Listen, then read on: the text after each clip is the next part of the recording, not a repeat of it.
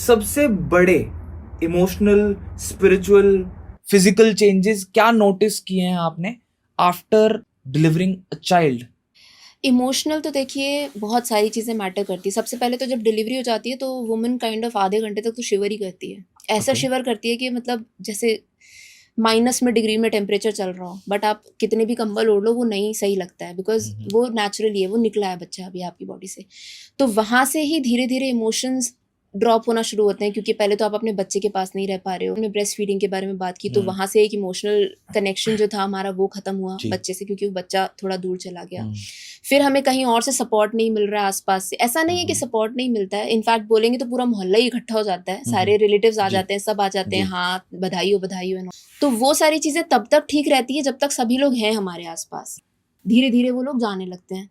जब वो लोग जाने लगते हैं तो आप अकेले होने लगते हो। फिर आपको सारी रिस्पॉन्सिबिलिटीज़ खुद से लेनी है। बच्चे को फ़ीड करना, खुद का अपना ध्यान रखना, पूरा दिन भर घर का ध्यान रखना। और कई सारी लेडीज़ तो इनफैक्ट बोलूँगी ज़्यादातर इंडिया में लेडीज़ ऐसी हैं जो खाना भी खुद ही बना रही हैं, घर की झाड़ू-पोछा भी खुद ही कर रही है, बच्चा भी खुद ही पाल रही हैं, सास-ससुर का ध्यान भी रख रही है, अपने हस्बैंड का भी ध्यान रख रही है। और रिलेशनशिप तो बहुत सारे कॉम्प्रोमाइज़ हो ही जाते हैं, हमारे जो पार्टनर के साथ हैं वो। राइट। तो इमोशनल तो ऑब्वियसली वहाँ पे फ़र्क पड़ता है, बिकॉज़ हर किसी की गोदी में बच्चा होता है, but no one is asking the female.